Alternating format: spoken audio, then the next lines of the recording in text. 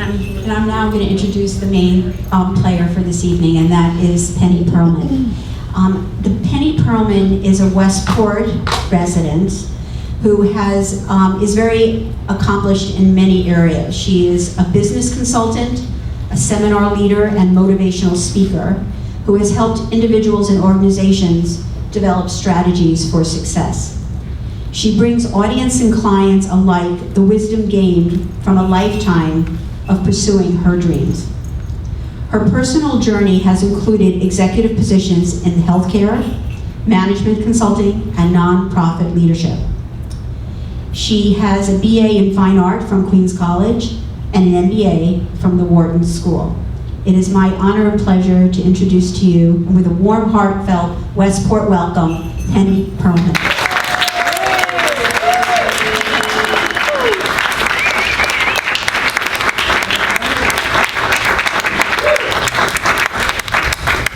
Thank you, Sue, for that lovely introduction. I can't wait to hear what I have to say. And I want to thank all of you for coming out on this, the first rain that we've had in weeks and weeks and weeks. And it's a night almost to feel like you want to hunker down. So I appreciate you showing up to support me and to support the Historical Society and the two beautiful women who I will introduce shortly to you. Behind me are Morgan Amaro, Miss Connecticut to 2011, and Sharon Lynn Donlin, Miss Connecticut 2009. And after I share a lot about the controversies and history of the Miss America pageant, they're going to talk about their personal experiences with it. So you will really get some behind the scenes and insider information. First, like Terry, let me dispel any misconceptions. I have never participated in a pageant, nor have I ever had anything to do with pageants until I decided to write my book, Pretty Smart, Lessons from Our Miss Americas. I, like many of you, watched Miss America growing up in the 50s and 60s when it was so iconic in our society. And that was really the only contact I had until I started work on my book. And I kept thinking about what it would take to be successful in my own career. What are the qualities and characteristics that one needs to pursue your dreams all the way to success? Things like persistence and discipline and focus and hard work, resilience, dealing with naysayers, all those kinds of things. And I wondered who exemplified those characteristics. And even though I hadn't watched or thought about Miss America in years, somehow she lived in the back of my head and popped up as exemplifying those characteristics. So I was intrigued to find out whether or not it was true that they weren't just pretty, but pretty smart. And I discovered, to my great delight, in interviewing 22 former Miss Americas, from Jean Bartel, Miss America 1943, to Jennifer Berry, Miss America 2006, that my hypothesis that these were pretty smart women held true. And, let me share with you my philosophy called the bumblebee theory of life management. And it's how I've tried to live my life, and how I truly believe these beautiful women behind me and all the women that I met through my journey to write the book also exemplify. And it's very interesting about bees. Bumblebees in particular have those round, heavy bodies and very short, stubby wings. And what's so interesting is that aerodynamically, they shouldn't be able to fly. That's what the mathematicians and the aerodynamic engineers say. Their body mass is too heavy for the short span of their wings. But the interesting thing about bumblebees is they fly anyway. And they fly in spite of what other people's perceptions about them think that they should do. They don't take other people's opinions for their own. They pursue what they feel that they were born to do, which is to fly anyway. And I've tried to live my life that way, and I know that so many of the young women that I met through the journey to write this book had the same philosophy. Regardless of obstacles in front of them or what other people say they can or cannot do, they fly anyway, right? So take that for yourself if that's helpful. Now I have a couple of questions for you. How many of you have ever participated in a pageant? And I mean even homecoming queen. We have 1, 2, we have 3, okay, 4. In a small group like this. The amazing thing is that no matter where I go when I do this talk, you don't have to scratch the surface very far to find women who have participated in pageants. because they got something out of it, because it wasn't just about beauty. They found other things that helped them, and both Sharon and Morgan are going to talk about what they gained from that, so I'm not going to spend any time talking about that. And the interesting thing is that many women who are in the public eye have participated in pageants, some of them like Oprah, Diane Sawyer, Vanessa Williams, Deborah Norville, Sharon Stone, Deborah Messing, Halle Berry, even the greatest feminist of all, Gloria Steinem. Ooh.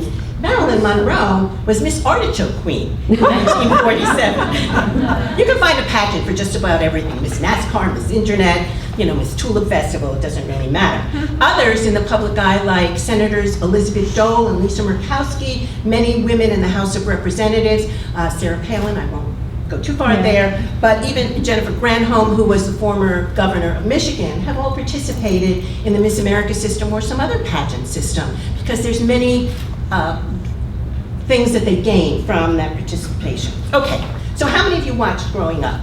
Oh, of course. Just about everybody. And here's the trick question. How many of you think the judges got it wrong? Okay, we got a few handfuls here. Nobody's admitting to Not it. always. Right? Oh, well, Miss Iowa was prettier than Miss Oklahoma. Miss Alabama was better talented than Miss Mississippi. But in fact, the judges didn't get it wrong, and let me tell you why. The pageant is not just about physical beauty. It's about so much more than that. Again, Sharon and Morgan will really fill you in on this. It's really about an inner quality, about poise, intelligence, articulateness, being warm and gracious, having engagement personality. And so there's a scoring system for judging. And I was privileged, after I wrote this book, to be invited to judge a number of local pageants, and several here in Connecticut, one in California, and even Miss Boston. And as a judge, you realize you have a tremendous responsibility, because you're changing some young woman's life. You're going to make a decision that's going to affect her for the rest of her life. And so judges take it very seriously. So the scoring is, talent has 35%, the off-stage interview has 25%. Let me tell you about that for a moment. That is actually the critical moment that the public never sees, where the top contenders rise to the top. The cream really rises to the top, because Miss America is ultimately a spokeswoman. She's not just a beauty queen. She is a spokesperson for many causes. She goes into hospitals and military installments, and reaches out to so many people. She travels 20,000 miles a month in her reign as Miss America for a whole year. So the offstage interview is where really the judges can assess who's going to really have what it takes. And let me tell you, you can also very quickly assess, even in the first minute, who's not, and the next 9 minutes makes it a very long. But that typically happens more on the local level rather than when you reach the state or certainly the Miss Americas, because they have to be informed about everything. They have to be well-read. They have to form their own opinions. And as a judge, you're told it doesn't matter what their opinions are about any question, and they can be very controversial, as long as they can defend it, that's adequate. Then evening gown is 20%, swimsuit, which they call lifestyle and fitness these days, is 15%, and the women who do this find it actually very empowering, I discovered. And that on-stage question that's everybody's bugaboo is 5%. So that's how the judging happens. It was Frank DeFord, who's our own Westport sports writer right here. He wrote a book about Miss America, and he was also a 4-time Miss America judge. And he said that Miss America pageant is maligned by one segment of America, adored by another, and misunderstood by about all of it. So that is true.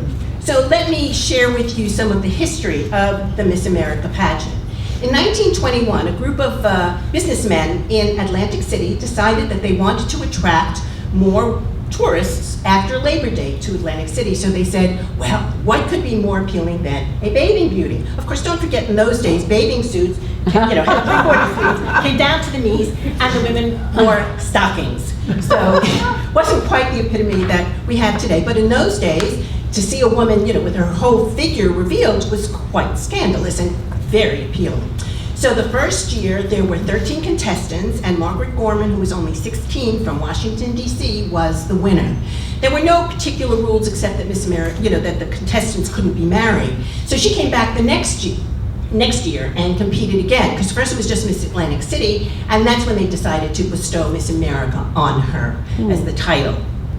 Over the next several years, there were several scandalous things that happened with the Miss America contestants and the ones who won. One had a baby. She brought a 4-month-old baby. Miss Boston in 1924. In 1927, Miss New Jersey ran off with her boyfriend right after she won the crown. And there were cries of moral indecency, from the public. So the pageant was suspended for a number of years. Then a woman named Leonora Slater took over in the 30s, and she wanted to elevate both the contestants and the concept of the pageant in the public's eye. So in 1935, talent was instituted as part of the competition, and that has been sustained as a major component of all these decades later. 1943, Jean Bartel, who was the first Miss America that I interviewed, and the oldest, still beautiful, elegant, tall. She was 53 years old. She was the first college student to participate, and she believed in the importance of higher education. So she and Lenora promoted that as a qualification, that candidates had to be either going to college, in college, or recent college graduates. And the age range is 17 to 24 now. And so they started a scholarship program. I want to back up for just one moment. In the 1930s, and the pageant was always a reflection of what was happening in society. They instituted a lot more rules, and only white women could participate. That would change later, but back then, that was the way it was. So the first woman to receive a scholarship was Bess Meyerson, the beloved Bess Meyerson, in 1945. The one and only Jewish Miss America. And she was appointed Miss America at a very important time in our history. I mean, the Holocaust was going on, the war with Germany, and she became a beacon of hope for Jews all around the world. And as she traveled around the world, that was an important country. That was an important thing for her to do. We move into the 1950s. Now, scholarships are becoming a part of every pageant, and the women receive them. So in 1952, and this is interesting, I will have to invoke the name of Donald Trump, though I don't really want to.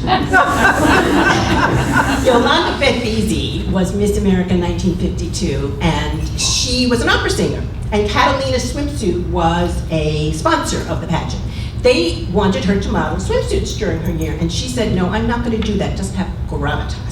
So they said, well, we're going to withdraw from the pageant. And she said, fine, go start your own pageant. And they did. And that became the Miss USA pageant, which Donald Trump now owns. He has nothing to do with Miss America. Miss America is a nonprofit organization with 52 licensed state organizations, including Washington, D.C. and Puerto Rico, and it's run by a board of directors. No one owns it.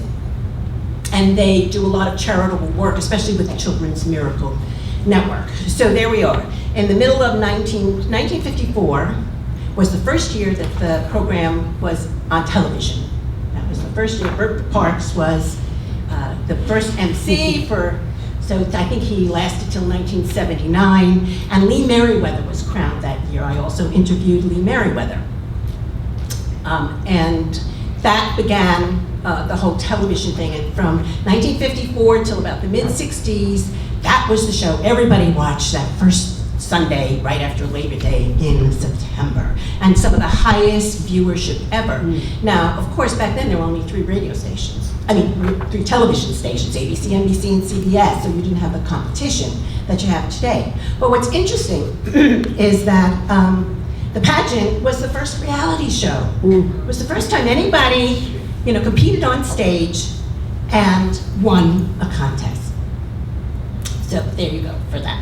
So we move into the 60s, and that was a time of great tumult in society. You had the hippies, you had the civil rights movement, you had the birth of the feminist movement. And in 1968, the feminists came and protested outside of the convention center in Atlantic City when the pageant was going on. Now they had what they call their freedom barrel. That's where the bras went in, and the girdles and the mascara and all that kind of stuff in protest. Well, that's where also the whole thing of the burning bras, feminists burning bras. Well, no, feminists ripped off their bra in public. They had them.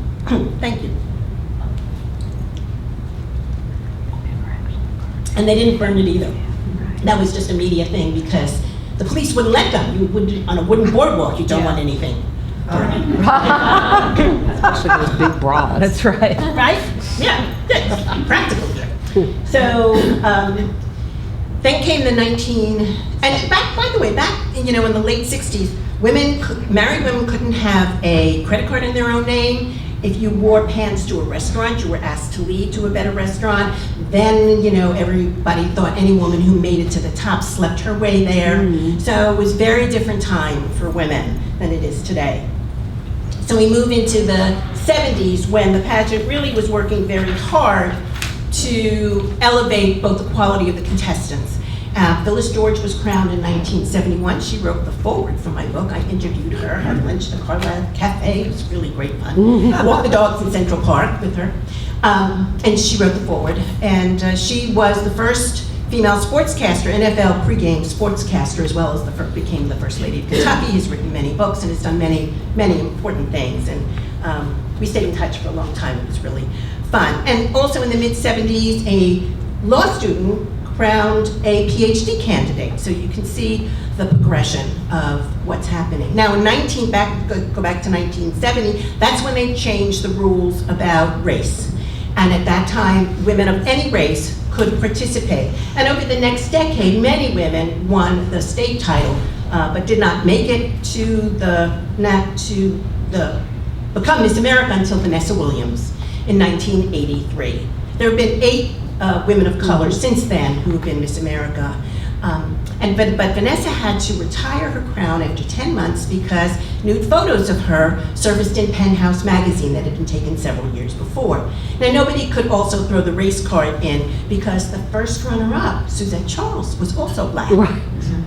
So that was that. And then this year, for the first time ever, Vanessa has come back into the fold. She is head judge for this year's pageant, which, by the way, is this Sunday on, what is it, ABC? ABC at 9 o'clock. So it's back on primetime television. That's why we planned this today, so that we would get a little bit of, okay, I'm moving right along here. Okay, so in 1989, the pageant formalized the concept of a platform, a social issues platform, because many of the young women who were competing had causes that they were passionate about. And this could be anything from AIDS awareness to literacy to sexual abuse, domestic violence, pediatric cancer, run the whole gamut of drunk driving, anything, veterans benefits, anything that needed support and help. And they would literally go to Congress and lobby during their year for legislation or funds for their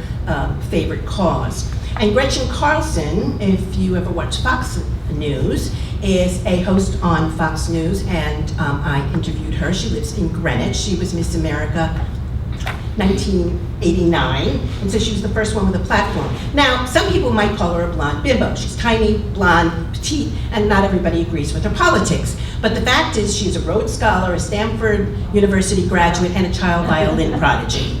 So she's not just pretty, she's pretty smart. Yeah. So we move into the 1990s, and Heather Whitestone. Yeah, Whitestone, thank you, was the first disabled Miss America. She was deaf, but she danced ballet. And I did meet with her in her lovely home in St. Simeon Island, Georgia.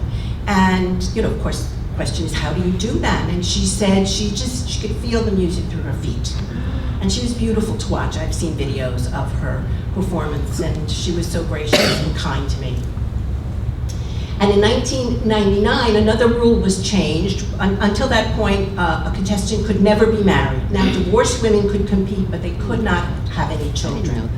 And we've seen through the aughts, the 2000s, the quality of the women, their sophistication, their level of intelligence, and how well informed they are, have been really pretty amazing. This year's Miss America, Kira Kostansev, it was a triple major at Hofstra University, graduated with honors, and that's the case for many of them. They've since become CEOs, entrepreneurs, doctors, veterinarians, lawyers, media personalities in the entertainment. The current president of Actors Equity in New York, Kate Shindell, was Miss America from the 90s. So they've really moved quite past that just another pretty face kind of thing, which is really what my book was about.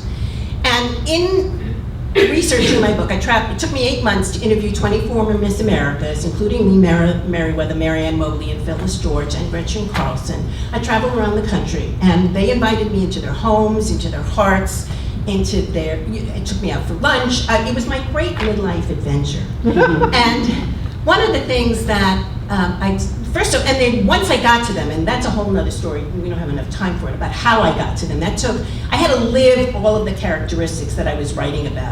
Persistence and resilience and keeping going, flying anyway, regardless of what other people said, because I was just a woman with an idea. I had no press credentials.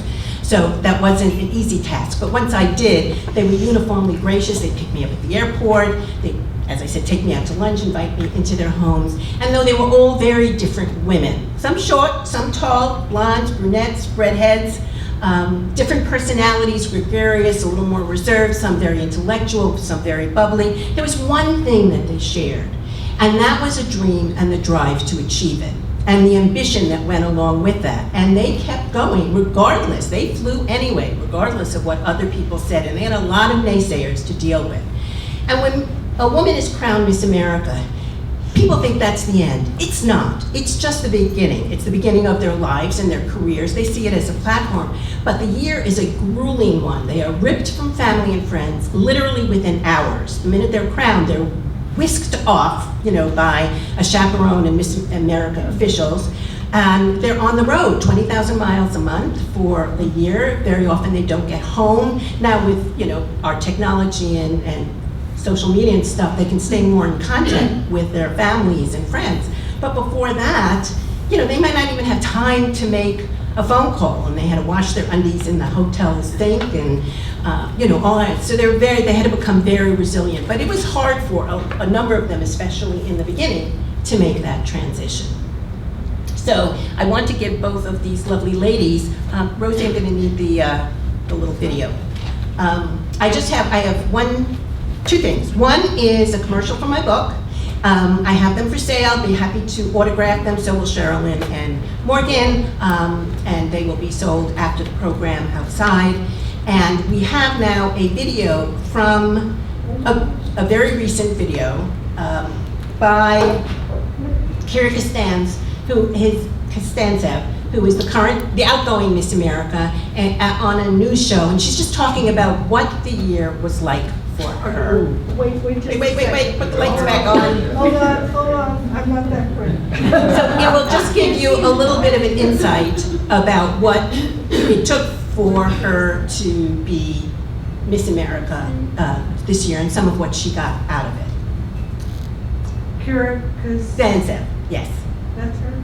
That's her.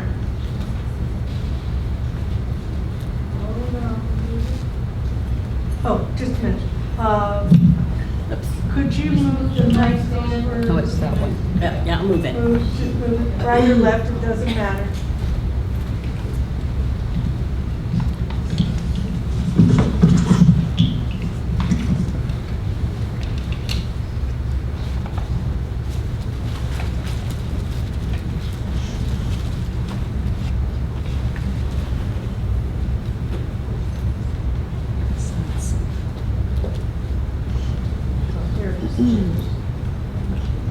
There it is. Go to full screen.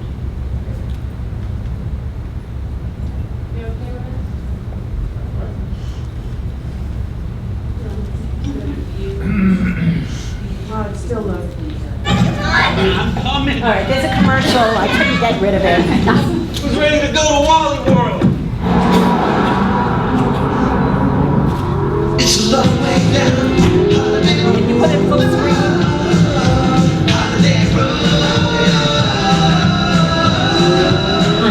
A blonde in a convertible? Seriously? Built for families, designed for drivers. The QX60 from Infiniti, with a third row and seating for 7.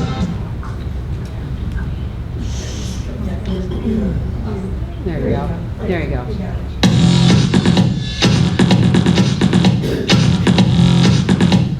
Miss America America here at Kansas's reign is nearing its end as one of the world's most iconic pageants is set to take place on Sunday, September 13th. Miss America joins us in the Fox 401 studio. Welcome. Thank you for having me. And thank you for giving me your crown today. Yes. Very Just for a few hours. Yes, just a few hours, but I'll take it. It's the best crown I've ever gotten in my life, even borrowed. So what has your year been like as Miss America? It's been a whirlwind. You saw me at the very beginning of the year, and I've gone through and learned so much since then. I'm in a different city every 2 days. I travel about 20,000 miles a month. I've taken about 105 flights and traveled almost the distance to the moon. So it's a lot, but it's the best year of your life. It's very challenging. It's rewarding. It's nothing that you can ever really wrap your mind around, and I still kind of can't believe that I've done that. Is it bittersweet that it's coming to an end and you're going to have to pass the crown to some other girl? Yeah, it is a little bittersweet, and of course I'll miss the Miss America team and being able to say, hi, I'm Miss America. I love it, and I'm so proud of that, but I'm excited for the next chapter as Kira, and see the networking opportunities that I'll have and just everything that I've worked so hard for this year, and see how that flourishes in the next chapter. What is next for you? I thought that I had it all figured out, and it's funny how being Miss America teaches you what you do and don't want to do, and I thought I was going to go to law school, and now I'm thinking about business school. I thought I was going to live in New York forever, and now I'm thinking about moving to Los Angeles. I might want to go into entertainment. The world is my oyster at this point. I have so many great things and opportunities lined up, and we'll see. TBD on that. Maybe next year we can do the same interview, and I'll give you an update. But I'm just really excited for once in my life to not have an exact plan and just go with it. And I can't wait to see what happens. I'm excited to see what happens for you too. What advice do you have for Miss America, the new Miss America? So there's a lot of things that you learn this year, a lot about yourself, about time management, about being pushed to the absolute limit and being pushed out of your comfort zone. I sang the national anthem in front of Stevie Nicks and Peyton Manning. I had to golf on live television on the Golf Channel. I was in a Black Hawk helicopter over Afghanistan. These things are experiences that just really make you go outside yourself and say, you have to do it. You just have to buckle down and get through those experiences, and afterwards they're the most amazing moments. But this year of course also comes with a lot of media scrutiny and social media, and those are moments when you have to just be able to brush it off and move on and know that you won Miss America and that your heart is good, and that's all that matters. Right. It doesn't matter what people say about you, and at the end of the day, you are doing amazing things for a lot of people. That's excellent advice, because within the first 42 hours of you winning, you had to deal with an incident from your past coming up. How did you handle that? People will always find something, and being honest, first of all, is the best way to get through any situation like that, and then just staying true to who you are and maintaining, I won Miss America for a reason, and I'm going to show everybody why I'm Miss America right now in this moment, in this hardest moment of my entire life. And we got through it with a lot of help with the Miss America organization, with people that were on my side, my inner circle, and I've had one of the most successful years Miss America has ever had, despite any circumstances or challenges. So I'm really proud to have been able to deal with everything and move on and be positive. Were you ever nervous? Was there ever a moment in time where you're like, I could lose my crown because my past is haunting me now? No, I never ever thought that. I always knew that we would get through it, no matter what happened, and that I would be supported, and that was never a thought. Well, someone who's not really getting through it, at least not with grace, is Donald Trump. He recently severed ties, or I should say the Miss USA organization severed ties with him. Now that they had their pageant and their numbers were going down significantly, do you think more eyes will be on Miss America? I can't really speak to Donald Trump or Miss USA. It's a completely different organization, and I'm not familiar with it. So, I just hope that everything that we're doing as Miss America is why eyes will be on us, not because of anybody else. And I know that we've had amazing appearances this year at the Billboards, at the American Music Awards, and we work with Dick Clark Productions now, and they've just been so incredible in putting me in visible places and elevating that Miss America name and the brand. And we've just really grown the organization so much with leaps and bounds, and it's been a very, very successful year. So I'm excited to see how many people tune in this year. And one of your very big causes is domestic abuse and working with Safe Rising. Can you tell us a little bit about that? Yes, so I've been very honored to get to partner with Safe Horizon, and we've created a campaign called Put the Nail in It. So I always have my left ring fingernail painted purple, and it's a conversation starter. It's a reminder that 1 in 4 women are affected by domestic violence. And I can't tell you how many times random people will go, "Why do you have your nail painted purple?" And I go, "Oh, well, thank you for asking." And I carry around purple nail polish and paint nails wherever I go. So it's been so rewarding and just an amazing accomplishment. And to get to share that with Safe Horizon and connect with women all across the country has been one of the best experiences of being Miss America. Well, thank you for your wonderful reign as Miss America. I will be tuning in and watching you give that wonderful moment that you have On September 13th on September ABC. 13th. Yes. Exactly. Well, thank you so much. Thank you for having us. For more on Miss America and the upcoming pageant, go to Miss. Lights, please. We have lights. Lights. It wasn't nude photos. Okay. So I hope that gave you a little bit of an insight about what it's like for these women to participate. So I'm going to introduce now Sherilyn and Morgan, and they will share their experiences. And when they're all done, you will have an opportunity to ask any question you like. And they have also brought their crowns, so if afterwards you get a picture with their crown, show them yourself and show it. Yeah, we need to Can turn you it stand on. closer to the Steady. There it is. Okay, so we'll start with Sherilyn. Sherilyn Donlin is a 2009 cum laude graduate of Quinnipiac University, where she majored in legal studies with a minor in music. In 2009, Sherilyn captured the Miss Connecticut crown, winning both the interview and fitness awards. During her years Miss Connecticut, Sherilyn performed an upbeat program of song and dance routines designed to demonstrate the therapeutic benefits of music. She presented her program, Walking on Sunshine, the healing power of music, at more than 200 convalescent homes, hospitals, and schools. Sherilyn is a motivational speaker who has made more than 300 appearances and presentations to groups which include state legislatures, teachers, women's groups, and students. She is a makeup artist with her own business, Makeup Magistry, and also teaches bar fitness classes. Sherilyn is a print ad and runway model who's been featured in Connecticut Magazine and Connecticut Bride. She's an accomplished singer, dancer, and pianist, and she flies anyway. Sherilyn and her husband live in Chester, Connecticut.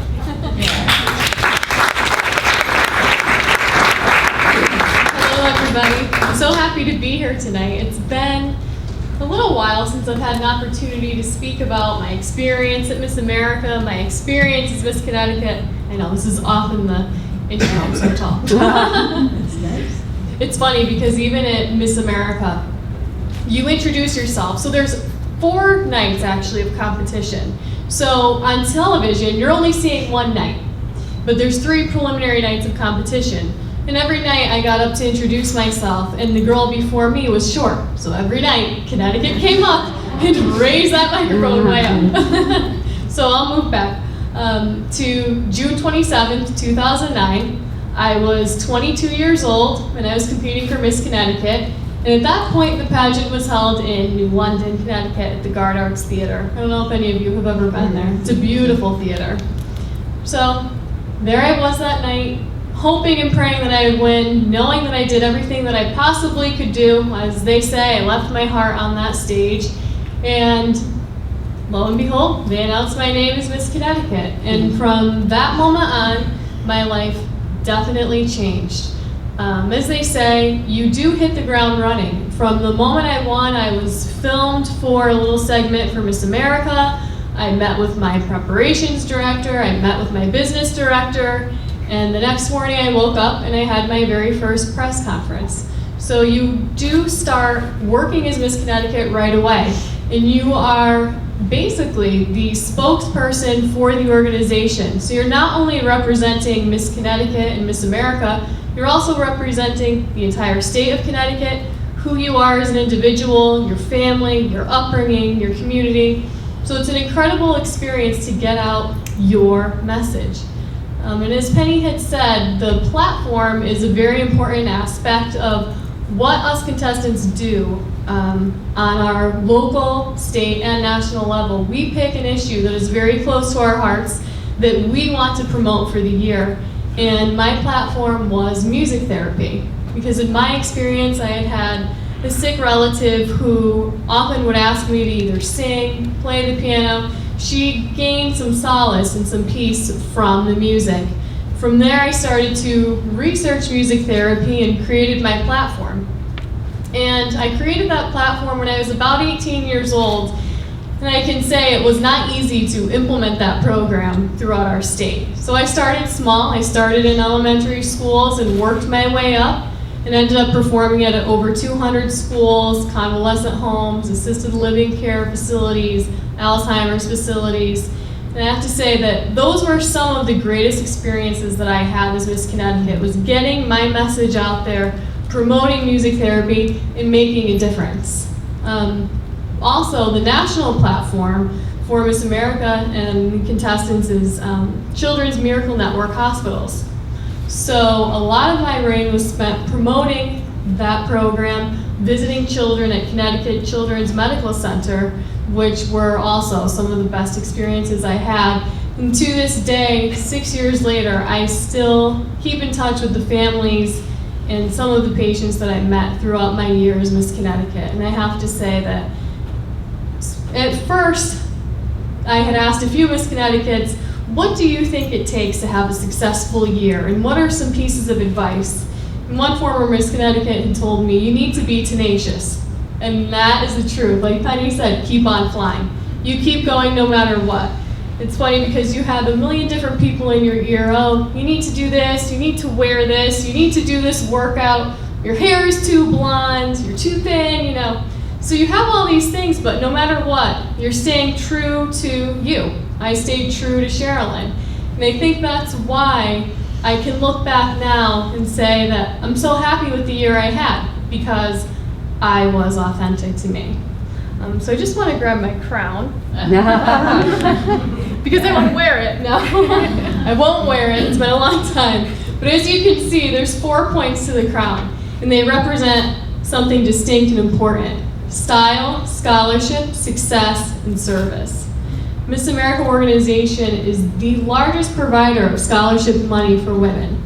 It's incredible, just the millions of dollars that go out each and every year to help women further their education. And I think that's what makes Miss America so incredible. Style, we are very aware of how we look, and Morgan and I were talking earlier that it's instilled. That value of style and looking your best, right, is something that stays with you, because first impressions are everything. Service, we hold community service so near and dear to our hearts.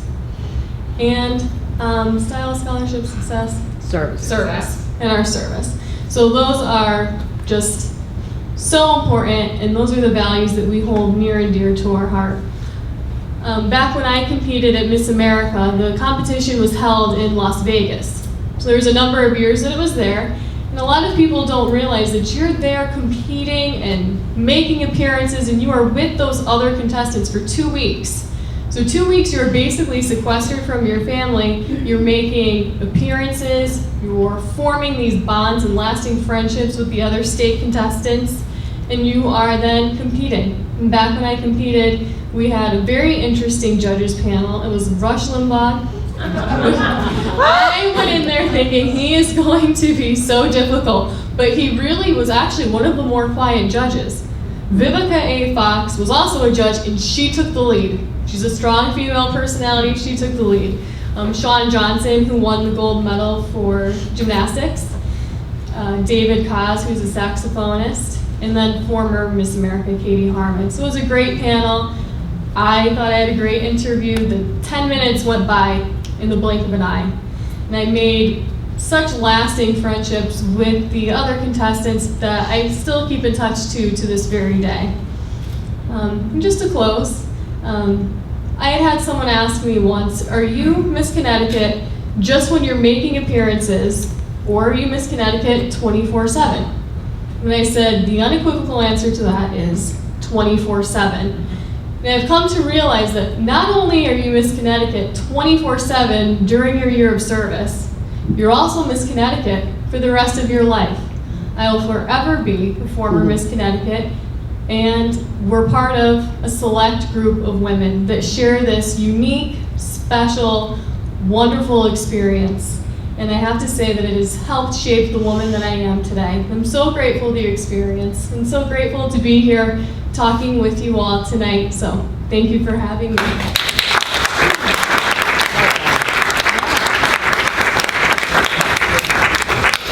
So you see what I'm talking about. You see what I'm talking about. Beautiful, articulate, warm, generous, spirited, the whole thing. I just want to go back for a moment to the scholarship issue because I think that's really important. It's one of the things that distinguishes the Miss America pageant from other pageant organizations. Miss America herself gets $50,000 when she wins, but every contestant at the state level, when she competes at Miss America, wins money. And then there are a whole variety of specialty scholarships, like if you're going into medicine or journalism, or now they've instituted STEM scholarships, the science, technology, engineering, and mathematics, for women who are going into those fields. So there's a number of ways. And some of the Miss Americas that I interviewed said that they paid off their college education by their participation, and that's actually why a lot of them start. So we can talk a lot more about that later if you have more questions. I would like to introduce Morgan Amarone, who represented Connecticut in the 2012 Miss America pageant. She's Miss Connecticut 2011, where she received the International Duke of Edinburgh's Award. She traveled over 35,000 miles during her year as Miss Connecticut, supporting the Children's Miracle Network hospitals, which is a major cause of the Miss America pageant, and her personal platform of cancer education and awareness. Morgan is the published author of